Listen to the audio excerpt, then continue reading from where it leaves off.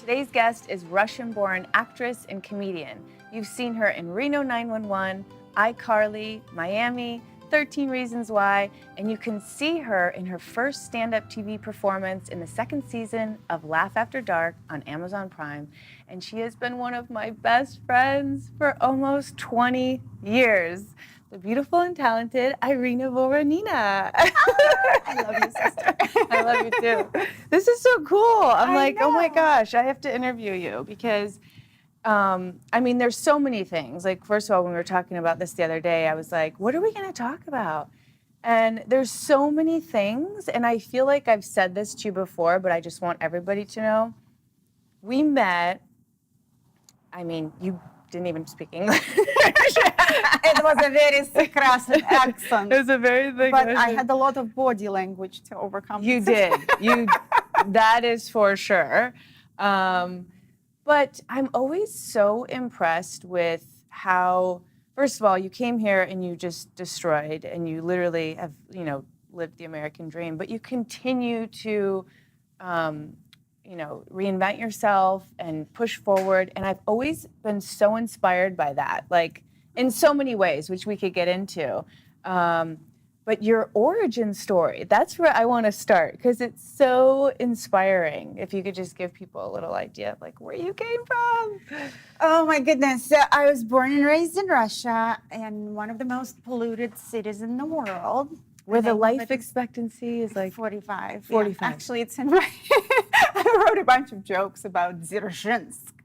Like, sounds like, swarm of angry bees. You put it in a TripAdvisor, it'll be like, oh, don't go there, you're going to die. And it's near Chernobyl or? No, it's not. Oh, it's not. It just happens to be another polluted Chernobyl, city. it's actually in Russia, but it's like the most industrial city. Actually, they would send former convicts there, to work at the chemical factories. So people they didn't care about, basically. Pretty much. It's a Russian idea of a death sentence. They consider it a little more humane. Yeah, this is also how my parents met. No, just kidding. My mother wasn't a convict. But she was an accountant in a prison when my father was a convict. Was she really? Yep. Why don't I know that? I don't know. I just started talking about it. It's like, when you think about your life, Yeah. you sort of forget all the little moments which other people find so interesting. But because now I'm doing stand-up and I'm literally like reevaluating every life event. It's like, probably wow. like therapy a little bit. Like, oh, actually. I'm not doing it to make other people laugh. I'm just doing it so I don't cry as much. It's kind That's of like always the way. therapy. Yeah. So your parents met there, and then that's where they ended up having you, and they stayed there. Like, you were raised there? Yes, I was born and raised in Dzerzhinsk. I went to high school there. I always wanted to model and act, but back in the 90s in Russia, there were no opportunities. Like, the best you could do, which I did, was to enter a beauty contest, of Miss Nizhny Novgorod 1995. I think it was the very first beauty contest of, like the scale of the city of 2 million people. So it was a big deal. It was a big deal. Yeah. And, upon, at the end of the contest, as a winner, you could be taken to Moscow to potentially meet with a modeling agency or find a rich husband. It was really funny. I think in 2015, they had like 20th anniversary of a contest. And the organizer, like the woman who has a modeling agency, and she was very proud, of her achievements. She was like, yeah, and we had the first winner, Irina Svetlitskaya, I don't remember what her name was. Like, yeah, she married a very rich man in Moscow, and we also have another success story. The girl who didn't win, she became an American Playboy playmate. But it's kind of like, on the same... But that's how it was, right? Yeah. Living there. That's how it it still is. That is the epitome of success, is kind of getting out of your little village and marrying a good guy, and right? Good as, Yeah. But you had, the other crazy thing is, like, I remember you telling me, like, you were living on your own. Yeah, since I was 15, pretty much. 15, like you had your own apartment or something, and I needed to finish high school, and my mom couldn't live with me because of her own personal journey. Okay. She had to live in a different city with her husband, but I had to finish school. So I kind of had freedom. And the best part growing up in Russia, we didn't have phones. Not only we didn't have cell phones, we didn't have phones, period. Wow. Which is like, if you're a bad kid and you're trying to get in lots of trouble, you just say your mom, you're like, going to sleep at a friend's house. Does she have a phone? No, she doesn't. Good luck checking. When I think of the things like that we did and got away with, I'm like, thank God we're alive. Yeah. But it made you who you are, and obviously you had to grow. I mean, you had to grow up quick. I mean, of course you could go do whatever you want, but at the same time, you had to be somewhat responsible, and that's who you are as a person now, obviously. But how did you end up getting here? Like, what was... Oh gosh, it's a long story. I dropped out of college because my mother couldn't pay for it anymore. We didn't have much money. I wanted to start modeling, and a boyfriend who lived in Switzerland helped me to get out of Russia and get that with was a the goal. modeling agency. Get out of Russia. Was that the goal? It really wasn't. Growing up in Russia, we were not used to set goals in life. Oh. It was more like, I just want to survive. Yeah. It was more like of a survival mode. And I actually just started setting goals in my life today, just a few years ago. That's surprising because you've accomplished a lot of goals. But it's more like you're very driven. Running with the blinders on, like I'm just trying to stay alive, But I'm not really looking at a big picture. Yeah. I mean, if I did look at a big picture, I would be like an A-list celebrity right now. But it's okay. I can be a B-list celebrity. I'm perfectly happy. So it wasn't really a goal. It was just an opportunity that I took. And that opportunity came at the time where I didn't have anything to lose. Right. And I decided to take a risk. And I started modeling in Europe. And at the same time, another opportunity came along. I modeled in Milan, and I was cast to be on the cover of Perfect 10 magazine.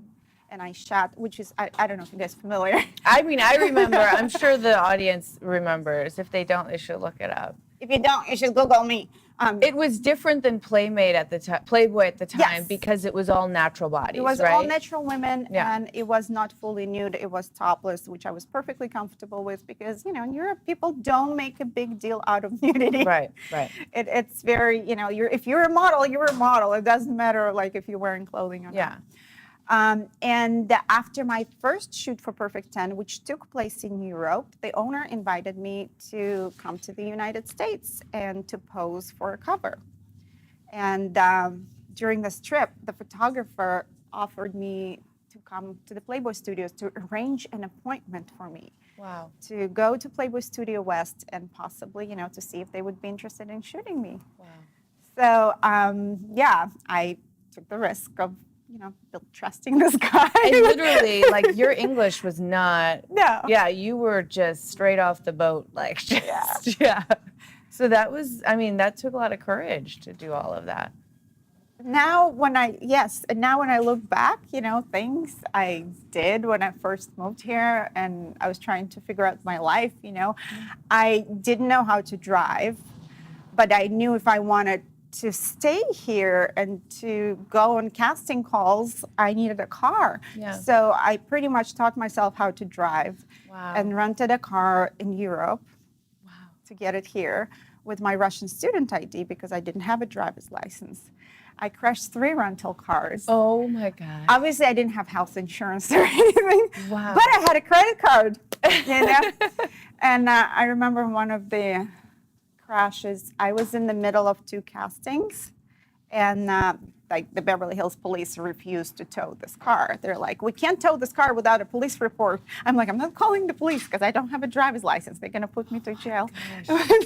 How scary. But the tow truck driver, which I became friends with, and I was crying the entire time on the way back to tow the car. He's like, don't worry. Do you have insurance? I'm like, yes. They're going to give you a new car. And I'm like, no, they won't. They're going to put me to jail. He's like, this is America. If you have insurance, you're going to get a new car. So did you get a new car? Yes, I got every time I would get a new car. Oh my gosh, that's hilarious. That's so funny.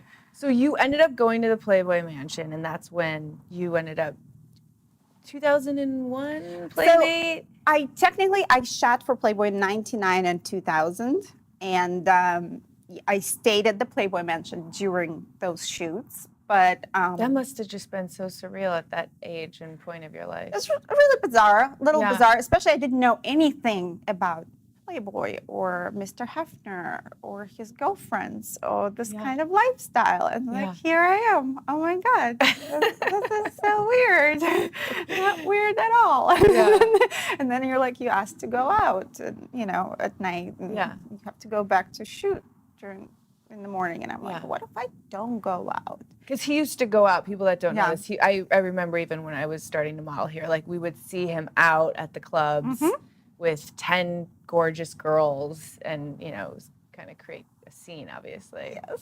Yeah. And it was kind of part of it, like. Yes, Yeah. so it's not just about you partying your butt off. It's more about he wants to meet every single playmate in person. He wants to know who you are, and talk to you. And I was very socially awkward when I moved here. Yeah, you didn't speak I didn't speak very much well. English, and I was just like, I was really insecure. I was scared to talk to people. Sometimes I would stay at the Playboy Mansion, and I wouldn't come out for breakfast, lunch, and dinner. I would just be watching Howard Stern on E! Channel, and trying to learn some English. But security would have to call in just to make sure I'm alive. my They were like, "Are you okay? Because we haven't seen you in 36 hours." I'm like, my "Yes, I God. have snacks." Oh no. But I just didn't want to be social or mingle, and it was yeah. just so weird to me. And everybody wants to know where I'm from and where I'm leaving or going. It's a huge thing to jump into, but that kind of set your whole. Then you were just, right? That kind of set your whole career for modeling, which is what you did up until. Yes. Then you So started yeah, acting. ever since I moved here, Yeah. because of Playboy in 2001, I've been modeling. Then I started acting. Yeah. What was Then- your first acting job? It was an FX movie of the week. Okay. Big Shot: Confessions of a Campus Bookie. Oh. And I had one line in it, "I love you." And I was wearing, enough clothing for television, yet less clothing. Yeah. Than it was a cute little part, Yeah. and I got my SAG card. Yeah. And despite my first agent here, who used to work with Playboy, his name was, I'm not even going to plug his name. He doesn't deserve it. But he was like, I was like, "Hey, I really think I want to act. Would you mind sending me out? I've booked some commercials already. Would you mind sending me out on some acting auditions?" And he said that I'll never act in my life because of my accent. And American television is very American, and I would say almost half of your roles you were Russian. Yes. Yeah, exactly. it was beneficial to you. Well, I was so upset that he told me that I left the agent. I found another agent who actually believed in me and helped me, to kind of guide me through. Hey, you can take some dialect lessons. Yeah. You don't have to talk like this all the time. Yeah. So after spending thousands of dollars in dialect lessons, I go back to going on auditions where I have to speak like Natasha, because that's ultimately. That reminds me, we did a movie together. Yep. And you had to put on your Russian accent. And I was like, oh my gosh, this is so funny. To me, I don't hear the accent anymore. I'm sure when people just meet you, they hear it. But when you really have to put it on thick for a character, I'm like, oh yeah, that's what she used to sound like. It's funny. Laugh Factory reposted one of my comedy videos last week. And some of the comments were like, "This is fake accent." Oh wow. Yeah, she's totally American. She's trying to be Russian.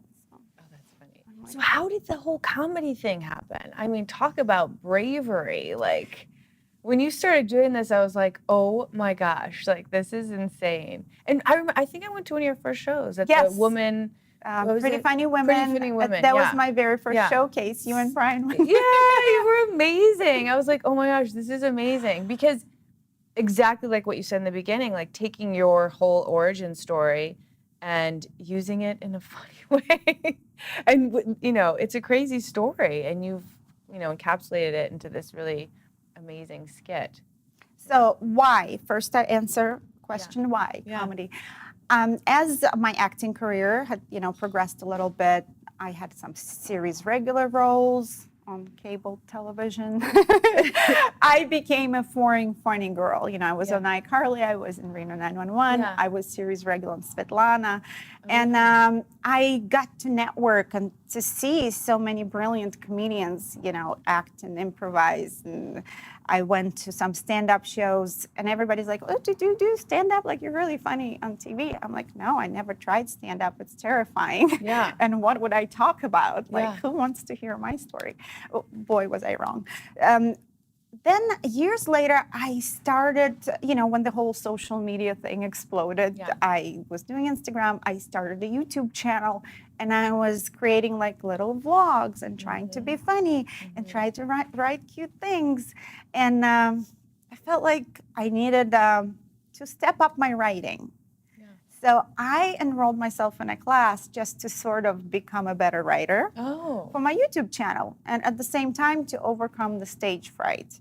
Because I was giving some great opportunities in casting directors' offices where my hands would be like shaking like this, like a leaf. And obviously, like, you work on this audition for days and you go in the room and you blow it. So you're like, let me just dive in and do the hardest thing ever. It was more like, I want to confront my fears. Yeah. I think every time in life you feel a little too comfortable, this is when you stop growing. So I think I like putting myself in positions where I'm about to bite off a little more than I can chew. But this is how you progress and you get yourself together and you grow as a person, as an artist. And this is why I did it. I never thought of stand-up as a career. I just wanted to become a best version of myself. And I wanted people to care about what I'm saying. Because as a model and a former Playmate, I have this good social media following. And most people know me from hot pictures, bikini photos, not talking. And it was very confusing for them when I started posting comedy clips and posting little like snippets and comedy skits. They were like, "Oh, we prefer when you don't talk." And I think that was really hurtful. I want the following in people who actually want to see me talk, who care about what I have to say, and who appreciate my sense of humor. So all of those, little pokes in that department, I think they go away. They just make me stronger, and they give me more drive to be a better comedian, to be funny, to show the world that women are funny. And you have been on a mission because this world is not easy. The comedy world, it's not like you're bringing in the dough. You are doing shows constantly and trying to perfect your craft. And it's obviously paid off because now you're on Laugh After Dark, this season 2, which is incredible. Yes. And you've done, what else? I've seen you at the Laugh Factory. I'm going to Vegas. I will be opening for Brad Williams for a few shows this summer. And hopefully this will lead to future bookings at Jimmy Kimmel's Comedy Club. So fingers crossed. That's amazing. This is exciting. I just want to see what's next. I want to write more stuff. I want to train to become a headliner because right now I'm a feature. I can feature for a headliner for like 20, 25 minutes of material. But the goal is to build a strong hour of material so I can tour the country, so I can say hello to all of my dear fans. And you have a lot of loyal fans. And I am very grateful to all of my fans throughout all of those years because, they kept me motivated and they stayed in touch and they empower me. They comment, they like, they demand more comedy and not show us your boobs. You can do both. You still show some, swimsuit shots and you still got it. And then the little comedy, which it's a balance for all of us to be able to, market it properly. But I want to ask you, I ask all my guests, and just go with your first instinct. What is your golden secret? There's more than one. Well, the first one is sitting right here. A great friend that's been a friend throughout many years, throughout many relationships. Golden secret is a friend who's there to empower you, who's there to lift you up. Yeah, gonna make me cry. I know. You're my golden secret. One of a few dear friends who've been here throughout all of the years. And seriously, like, we lift each other up. We do. We're not there to compete. We're Ever, not there. never. We just want both of us to be the best version of ourselves and to help each other open as many doors as we can. Yeah. Our relationship has been one of my greatest achievements. I'm gonna so cry right proud of it. And really, I mean, through this whole thing, we've been modeling and in this industry for almost 20 years together. Marriages, divorces, kids, animals, this, that, traveling, mothers. You know, I always joke that you're my mom's favorite daughter. But yeah, and I don't think we've ever even had an argument. I mean, we've just always, you know, there for each other no matter what. And for that, I am so proud. And thank you so much for saying such sweet thing. What's your other golden secret? Do you have another My other golden golden secret, I like to get a lot of sleep. Yeah. I think sleep is very important. Also, again, surround yourself with people who are positive. Yeah. Empower other people, like give back. You know, I love to mentor and give advice, you know, to younger comedians, Yeah. to models, how to, you know, avoid terrible things that can happen in this business. Yeah. That's another golden secret. Give back. Yeah. What comes around goes around. Like, Yeah. I feel pretty fortunate and, you know, successful, and I want to spread the love. Yeah.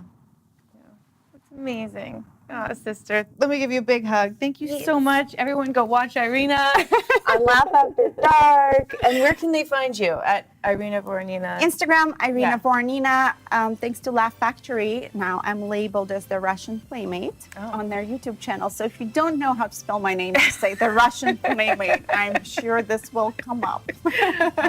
Thank you so much. Thanks so much for the love and support. And yeah. Sister. Another hug.